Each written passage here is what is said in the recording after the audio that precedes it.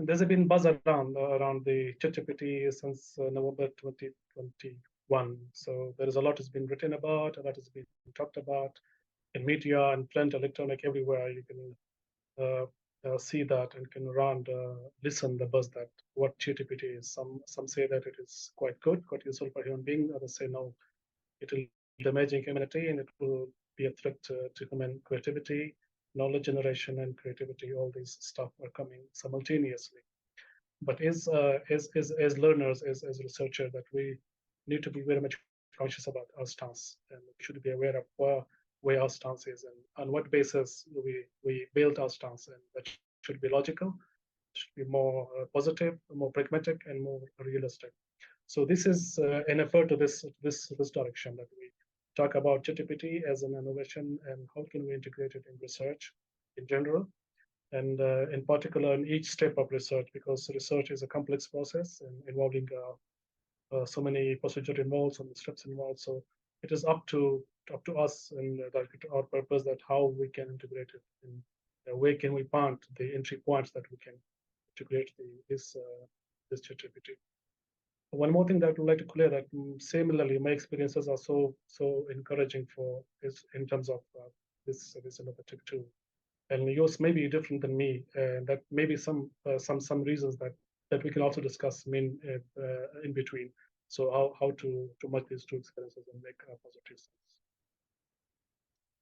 So actually, the purpose, as already mostly talked about, is to look into ChatGPT in the context of research by looking into the human potential and how they can assess their endeavors, their research endeavors, by using ChatGPT to support their work.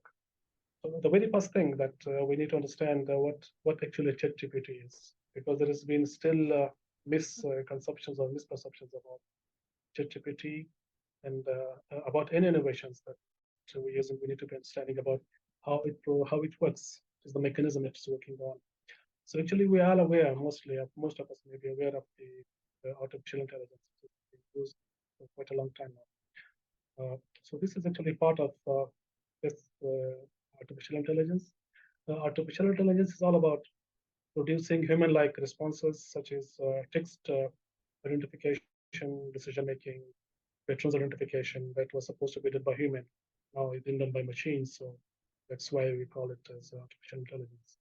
So this ChatGPT is also part of the artificial intelligence. And artificial intelligence we broadly describe in three categories, such as they have deep learning, machine learning, and this natural language processing (NLP). So ChatGPT actually falls in NLP. So what NLP stands for? NLP is actually a process or a mechanism that enable machines to understand human responses, human text, human language. So this is natural language processing, NLP stands for. So what ChatGPT works in this mechanism? It picks human texts, words, responses, and provide outputs as per the required information that we will discuss what prompt is all about.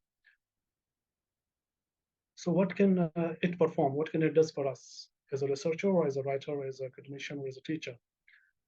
So there are so many things that it can do. The most prominent that I would talk about is, let's say, number one, that is sentiment analysis. Let's say it could to a conclusion about reading a text, analyzing a text, certain text. So it goes reach to a conclusion whether it is a positive sentiment, a negative sentiment, or biased or unbiased sentiment. So this is what it does. It may summarize a long data set, a huge bulk of data in terms of texts for you, so your job will become more easier. So this is number two. Number three, that it can extract some key points from the data. You have a large set of data. It may be hard for you to count manually, so it can help you to count those for you and to identify those extracted keywords that you're looking for within the particular data set. And it can also generate texts. So this is where something is more critical about this, because it generates text for you. You just provide the guidelines and it generates the whole text. Let's say an essay, even a methodology section, an overall introduction part. So it can work for you this way. So this is a bit critical, and we'll be talking about why it is a more critical to consider in text of ChatGPT and research. Now, when we talk about the updated literature, the empirical evidences that provides two broader categories, like I said earlier, that one is associated with apprehensions and the other one is associated with expectations. Expectations could be always negative, but we take it in this case as positive. Uh, first of all, the very important thing, that is the integrity in ethics. That they say it has been an issue with these chatbots that it doesn't follow the proper ethics. Let's say, for example, if I say I use some text generated by ChatGPT and I produce it as my own text, so I'm actually plagiarizing. I'm actually uh, using unethical means. So it supports in this sense this unethical means of using the text or generating the text. That's number one. And integrity in the sense also that it doesn't provide accurate information. The output it produces most of the time it is not quite accurate, not quite that up to the mark, not that much in the context of research we can say not that much reliable or trustworthy. So this is the issue with that. And as they research also tells us that it may hinder critical thinking. So because since we more rely on machines, more rely on these chatbots, so it may hinder our critical thinking. We may stop thinking. Like a simple example we have, like typing in Word document, we mostly rely on auto corrections. So we try to avoid thinking ourselves. So where is the mistake? We mostly rely on the auto corrections mode. So it sometimes we feel that our spelling errors are now so common. We're making so many mistakes in writing when it comes to handwriting. So it becomes very difficult for us. Same as it is the key operation is that in this scenario it make you over rely on these tools. So you keep yourself aside. So you can say that you are an autopilot. You are being run by this chatbot, and you just provide let me do this, let me do that, and it provides the results to you, and you use it as they are your property. Uh, so these are the broader apprehensions. When we come to expectations, positive side. So it is a versatile application as compared to others. It provides a lot of space to you. As we say, it provides sentiments, it can create a summary, it can create text for you, it can get to a conclusion, it can produce hypotheses, it can a lot of stuff it can do for you. So it is a versatile application, and it is more easy to use, more convenient, more user friendly. And the other point is that it is more appropriate for personalized learning. Those learning that is specific, that I need personalized learning. Maybe a certain coursework, certain curricula doesn't address those needs. So I can use this ChatGPT or chatbox to to use for that purpose, to fill that learning gap. Uh, so it reduces language barriers. This is a very good point being raised by research, especially for those who are non-native English speakers. Isn't it? In research, it is more about the concepts, more about ideas, but we mostly gauge the authors on their English composition. So this helps a lot those non-native speakers to articulate their ideas in a proper manner. So on these lines, we also did some research in the context of Russia. We studied some researchers, scientists from Russia, from the institutes, from the higher education institutes, from the universities, from HSC as well, and mostly from HSC campuses across Russia. So they, along with those, they also raised these limited, say, apprehensions. Let's say, for example, they say it is uncertain and it is limitations, rightly so. Uncertain is in a sense that in those days there was rumors that certain countries are banning ChatGPT. They're not allowing it to be used in education, in learning, teaching, and as well as in research. So they were more concerned about it. They say it might be uncertain that whether it will be allowed in our context, whether it be useful to use, or may it be banned. So alongside the limitation it has, like I said, that the response is not so much accurate, and as well as it cannot handle the statistics, the numerical data. It is more text-based, language-based, so the text is more appropriate for this, and it has limitation when it comes to quantitatively analyzing the data. Uh, so alongside the one more key point that raised was the exclusion of certain societies.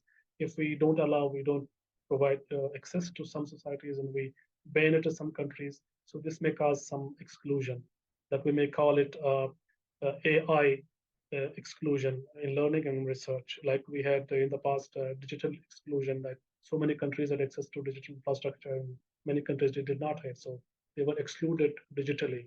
So this time, might be many societies they are excluded AI wise. So this was the concern. The other concern was over reliance. So maybe the learners, the students, or the researchers themselves over rely on these tools and may lose their corpus, they lose their capabilities. So this may hinder the research skills and capabilities. Though the positive thing was that it is more supportive to contextualization. Contextualization not in a sense of geographical contextualization, but in a sense of subject matter, in a sense of certain set of knowledge. So in that sense, it provides specific responses rather than being more general. So it can address your queries very promptly, being specific and to the point. It has provided the scope for mastering the content, the subject matter, teachers, particularly researcher made to understand the basic terms, the basic terminologies, let's say about research terms, so it can help this in this way as well. But one more critical point they raised was to consider the regularization of these tools in the context of higher education. So it is not banned, but it is used more responsibly. It has been used within certain set parameters. So the people don't violate and they have certain rules, certain procedures, maybe at the organizational level and as well as the regional and national level. So these are our findings that I'm sharing here. Now, but before getting into talking about human AI interaction or human ChatGPT interaction, it is important to understand the limitations of the both ends in terms of human and in terms of machines or ChatGPT. Human experiences, yeah, we talk about is let's say, for example, qualitative research mostly. It's more about human experiences, particular context, meaning making, and interpretations. So here, when we talk about interpretation, so there comes the chances of biasness and prejudice, because human biasness always exists in research. We cannot overrule the biasness, especially in the qualitative research. So this is the existence reality that persist in the research mode. So this is one of the limitations they end up human when they're using this tool. They may guide it for their own sake, for certain specific biased findings or results. They may manipulate the data because it's quite flexible, so we can do everything with that. A lack of quality control, so it may not be relevant when you're talking about more like triangulation and validation with other sources. So it doesn't have that. So it is human job to do this, but lack of quality control may negatively affect the outputs of ChatGPT. Now, when we said it's pre-trained, so when it is pre-trained, it means it is pre-trained on certain set of data. Let's say it is trained for by September 2021. If you ask them after that date, so it cannot respond to you. It straight away deny, say that I'm being trained on certain set of data by this period of time, so I cannot move ahead with this. So this is another limitation at the end of ChatGPT. Then it is more sensitive to prompt. Prompt is actually the way we communicate with ChatGPT. Like we talk to ChatGPT, so we talk to it in the name of in the prompt. So that is a more technical term that's been used. So it is more sensitive to prompt. So the way you design your prompt, the way it responds. So it is in your control. You can misuse it, you can misdirect it. So this is the limitation of this system. So then there is the factuality. Well, I said data is not factually right. It's very blunders it makes. So this is one of the key limitation of this chatbot. It provides sometimes very misguiding information, so you cannot trust it. You have to cross check. You have to validate with other sources as well. Absence of statistical interface is one of the limitations. As I said, it is not good at dealing with the quantitative data. It's more appropriate for the qualitative data. Then when you come to strengths in terms of human being as a researcher, so human being lives with an environment, within a particular context, so is more understandable about the context. It is a broader understanding of the contextual parameters. Let's say, for example, if I'm collecting data to interviews and I interview people, so only words are not counted. Even their body language is counted, their facial expression is counted, and their voice tone. For example, let's say their exclamatory expressions, they use meaning. So So human can catch those things. The machines cannot do that. So in this case, human has this strength.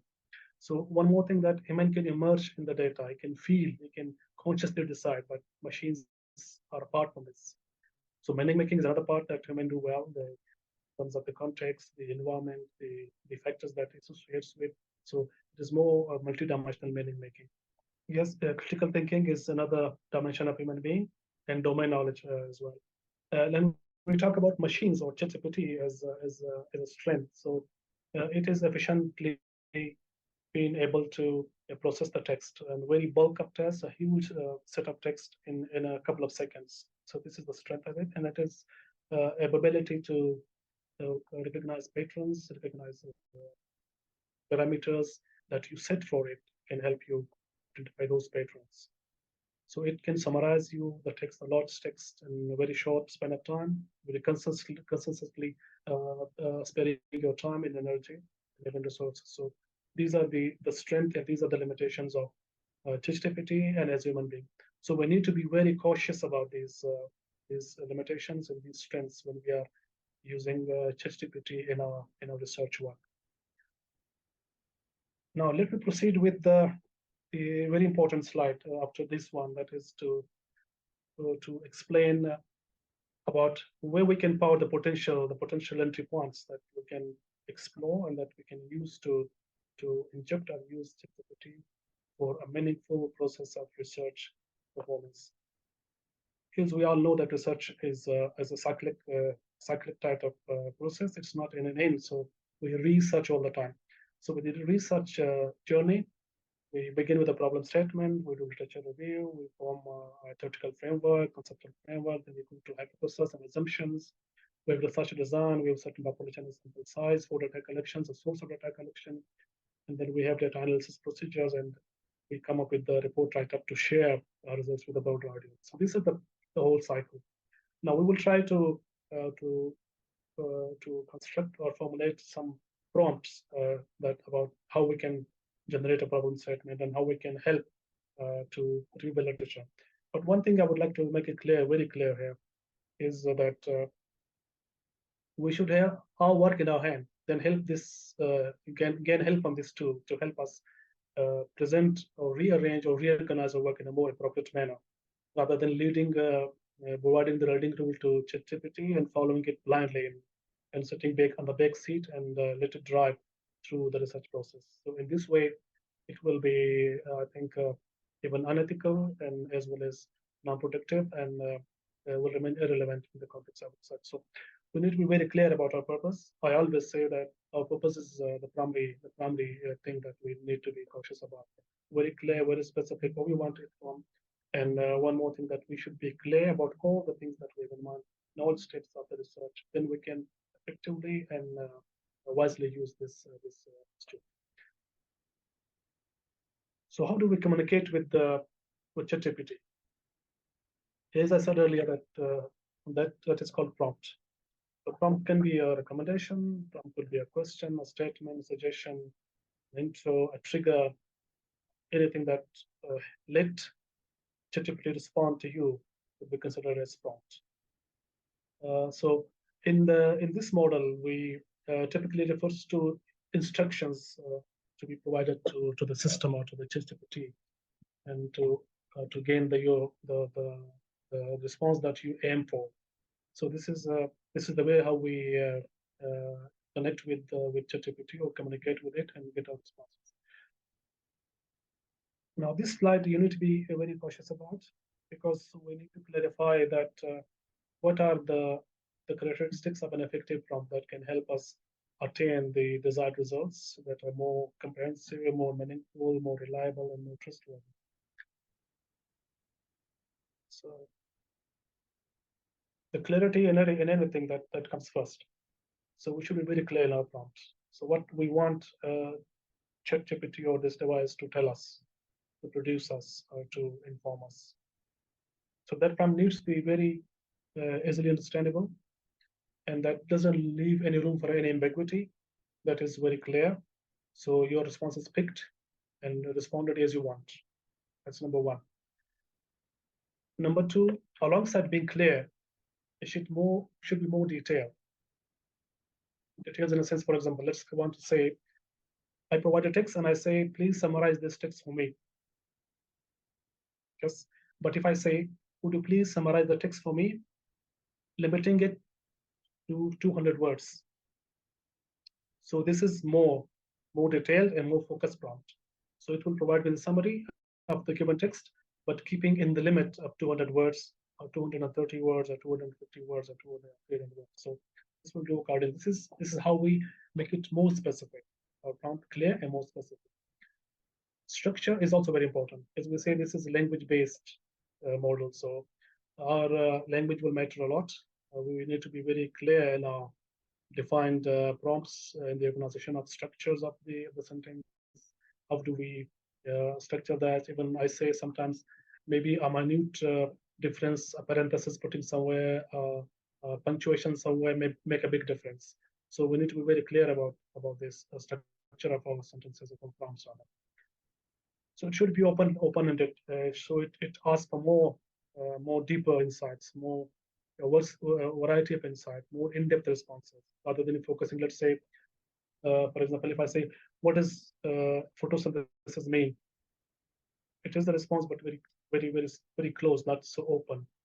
So when I say when photosynthesis, or let's say when photosynthesis works well, when blah blah blah, I plant these trees. So what kind of temperature could be required? I live in this area. The temperature is usually fall between this range. Now I'm making it more clear, more specific, more structured, and more open-ended. So all these qualities are within that prompt. And number 5 is relevancy. That is a very important point.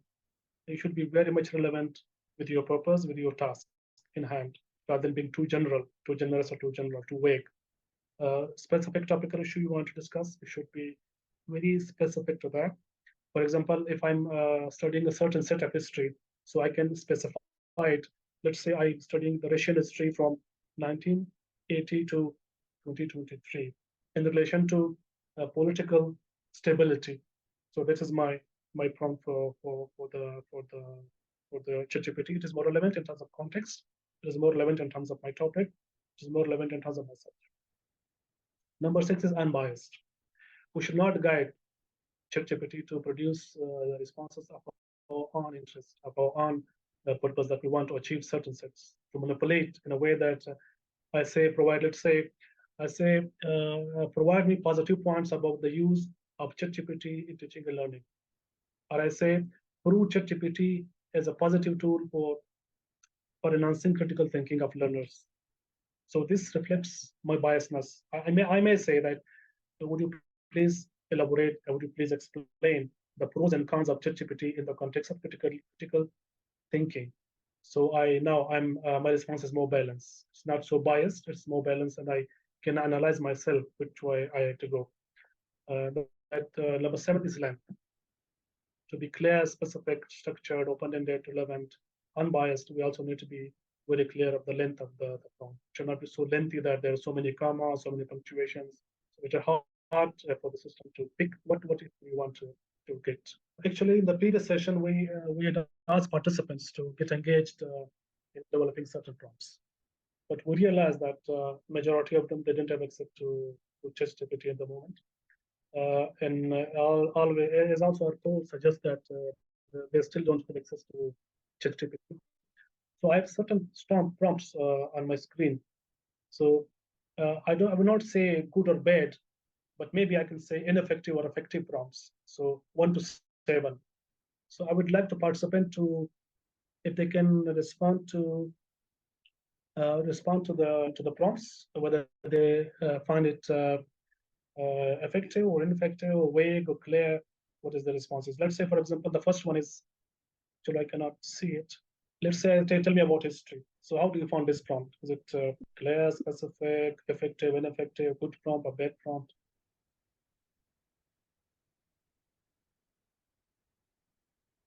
One person could say that 1 is too general, needs clarification. Number 4 may be too much. The results will be vague. 2, 3, 5, 6, and 7 are okay. Thank you. 2, 3, 2, 3, 4, 5, 6, 7 are okay. So I think, don't you think the number four is too weak? I'm asking about write a research paper. Yeah, the second part may be specific, but the first part is quite nonsense even. Write a research paper on the socio-economic impacts. I could say that what could be the socio-economic impacts of globalization and emerging markets in the 21st century. Yeah, one guy also said that the four may be too much and the results may be weak. Yeah. Right. Okay, let's proceed now. Let's proceed with some demonstration and keep these points in mind. So we will do some demonstration and see whether how does it work. This is the interface when you get into ChatGPT. It look like that. This is the place that you insert your prompts. Maybe most of us have used this, but for those who not use, so this is the place where you put your prompt, and it will above it will provide the output. This is 3.5 version we're using. The 4 is more sophisticated, more advanced than this. That is paid version. So its response is so fast. Number one, and number two, that it carries more space in terms of number of words, around 64,001 words it can process in a time. But this one, the free version can hardly process 8,000 words at a time. So if you have a long set of data, most of the time the interview transcripts are too lengthy. So you will have to do it in chunks and different segments. But in that case, the role of the prompt is very, very critical, because you have to go with the same prompt every time, and you should keep the same result for all the participants, for all the segments that you do in chunks. So let me put the first prompt that we used on the top. Now let's say I say, like we said, write a research paper on the effects or the impacts of globalization on regional economies. Now it will provide this way. Start with the introduction, the title, the abstract, introduction, literature review, methodology, impacts, factor influencing required economic impacts, a lot of stuff at a time. So maybe doesn't help me that much as I want. So any other prompt that you would suggest, or let me try in the context of research. Let's say, would you please suggest a search topic?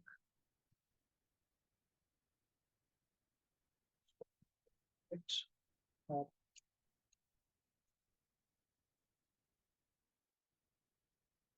in economies.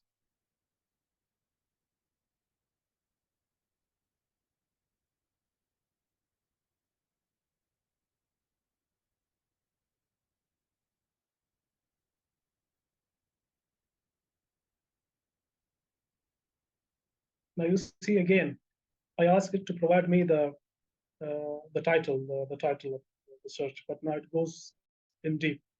It talks about rational, it talks about research objectives, it talks about methodology, it talks about significance. I didn't mean to provide me all this.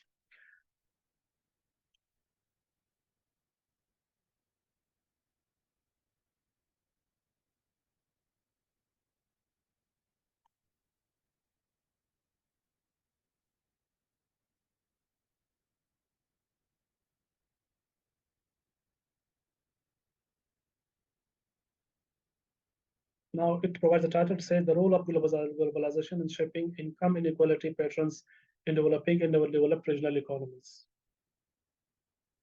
Right? Let's say, for example, I didn't ask to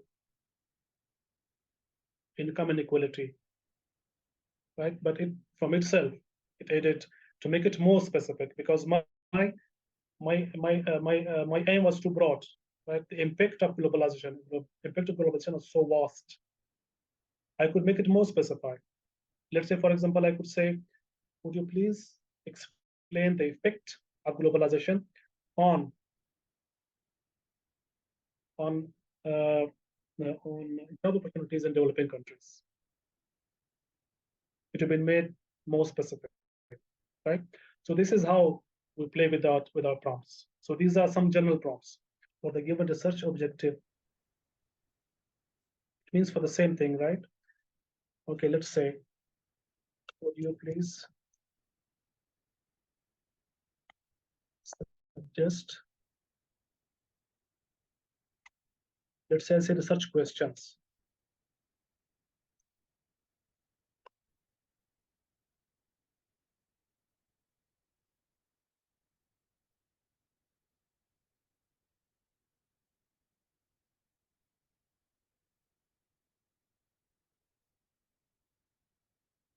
And I would say, now let's say number one, how does increased trade globalization contribute to change in income inequality patterns within developing regional economies? So well articulated, so focused, so specific.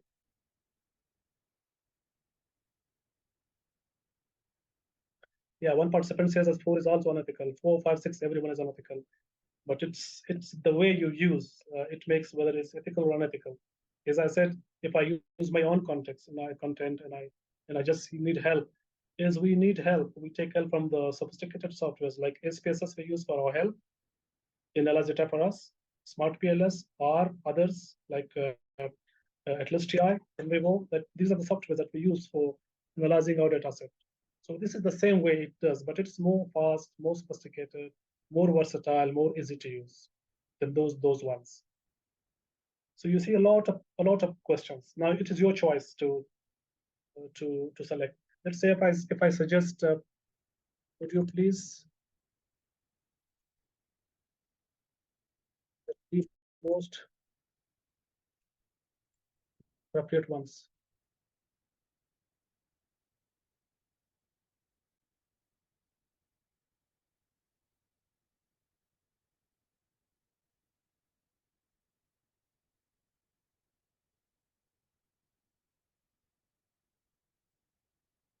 So these are the three. According to it, these are the three questions. Now what you do, you cannot rely this. You can just do it yourself. The questions it provided to see whether it serves your purpose, whether it is aligned with your project, and then you see these three questions, whether they are serving your purpose, whether they are well aligned with your purpose. But the issue is that when you blindly follow these research questions, when you say, yeah, as it is, so then it might be somewhere you can say misguiding you, and maybe somewhere it is more rather unethical to use these things. Otherwise, it will do a faster job for you. Unbelievable job sometimes it does. Now we come to the text. I have some text that is of genuine data that we collected last month from Russia. So I'm not mentioning the name of the respondents because we have quoted it already. So no one can identify the responses of this one. Let's say, for example, I'm a qualitative researcher and I want research the ChatGPT to provide me the coding considering this text, right? So I would say, you please open coding the given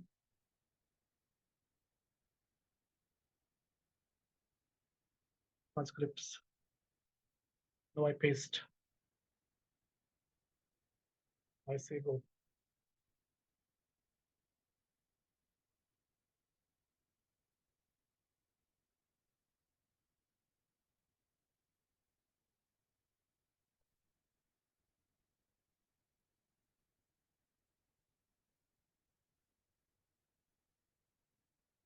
Now it started with, it provides the themes, the codes with the description, right?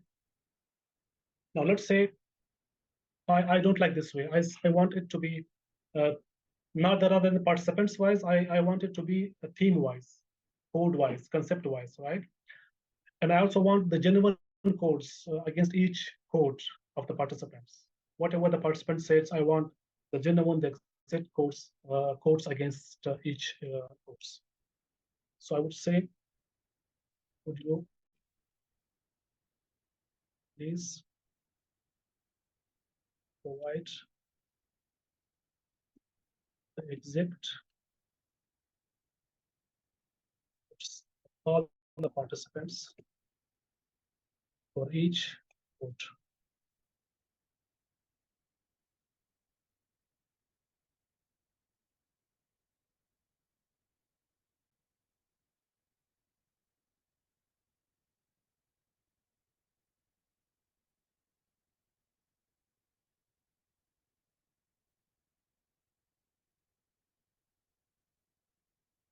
Now you can see code 1 perception of AI in education. So participant exit code is there.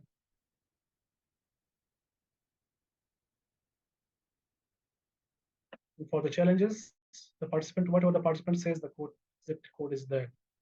Same as well for this, right? Now, now it provides me the codes, but I want it to provide me the description of the codes. What does it mean actually, right? You know,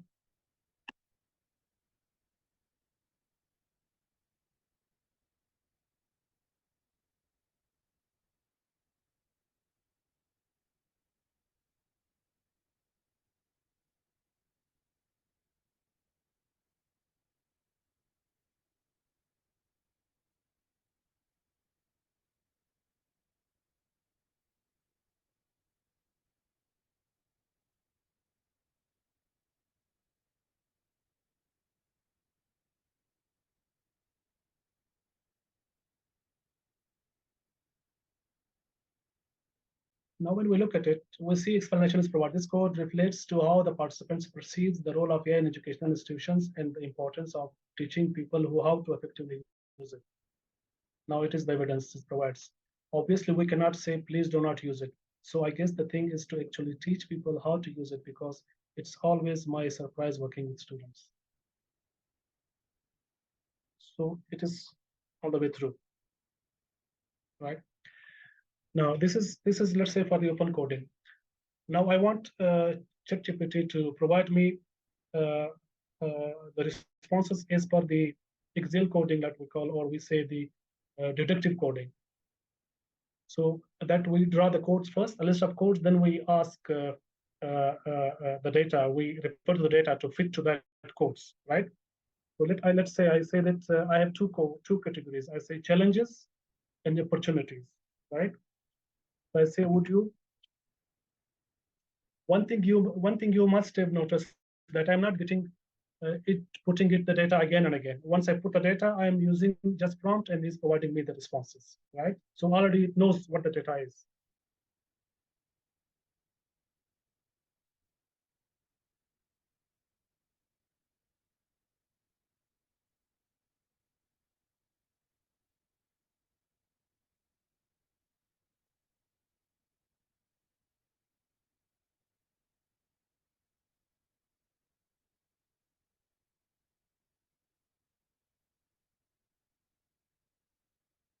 Let's say in education, I make it more general, right?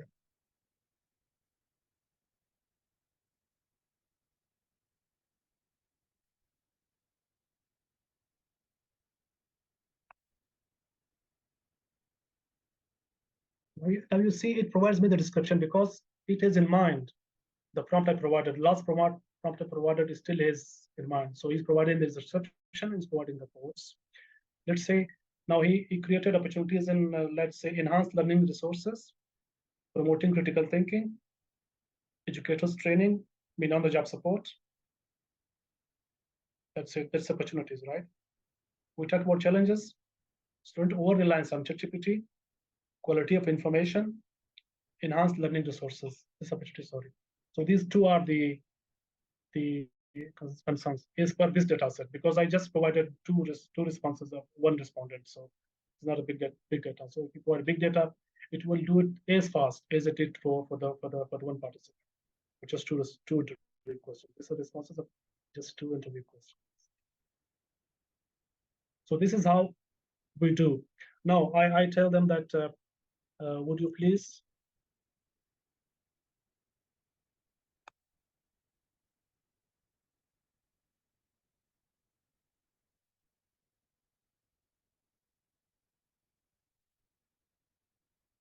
now I want to do for teams. The codes has been generated and I want to go for teams to develop teams.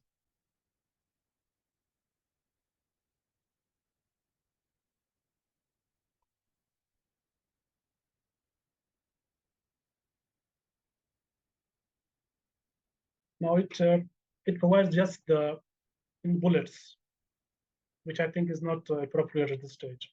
I wanted to describe it more, right?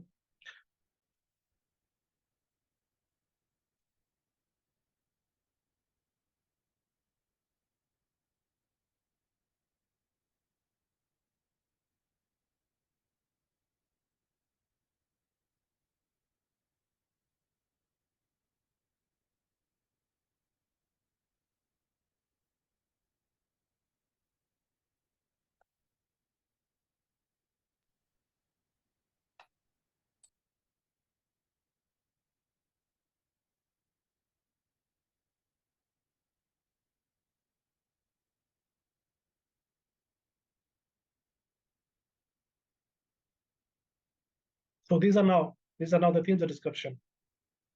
Even now, let's say I say,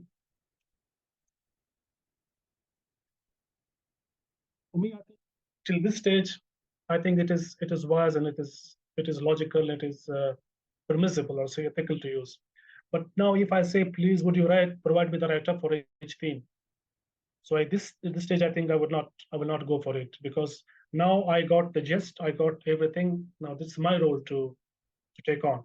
Now it is my responsibility to proceed with the data write-up, right? So no harm in that. So yeah, to the question that raised about the safety of the data. So since we have already done this process to using ChatGPT, so this data is already there in my account. It's already there. So it is no harm in using that again in this workshop. That's why I used it. Otherwise, the functional data I would never have used. This has been used previously. We've already provided the write-up. We've done everything. We have completed our project almost 70%. So that's why I'm using this here as a. So this is it till here. We're not here to teach you. Let me clear that we're not here to teach you. We are here to just provide you a direction, just provide you a flavor. So you feel the flavor, you try to pursue it yourself, you try to build it on yourself, you try to go further into deep into it, dive into it, and try to try new things and come up with.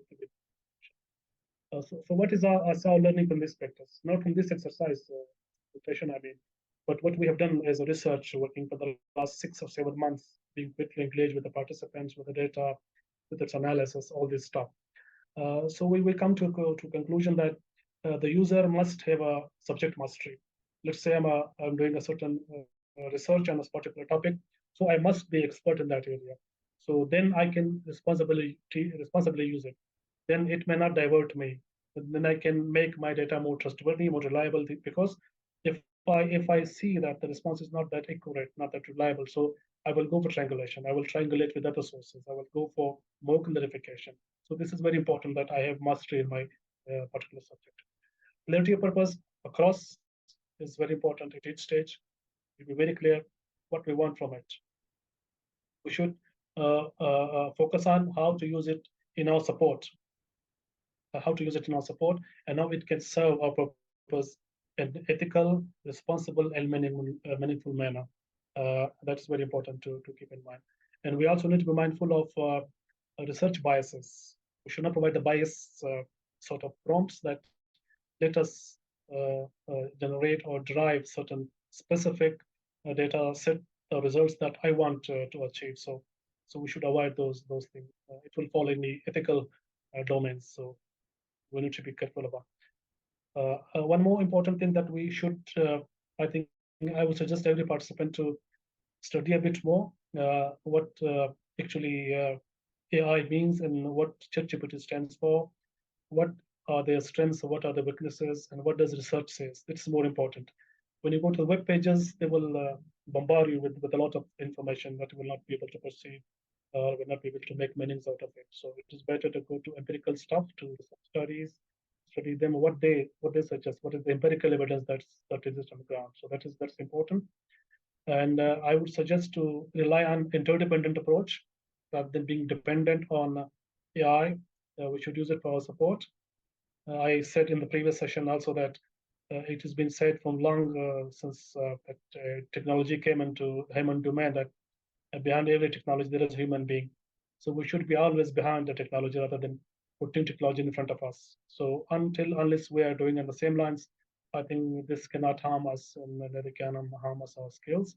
But if we do otherwise, if we put technology ahead of us, then I think this becomes problematic. And then there we think we may lose our focus, we may lose our direction, and not be good for our research, even and not for the reliability and trustworthiness of our results. And our research may not have an impact in future.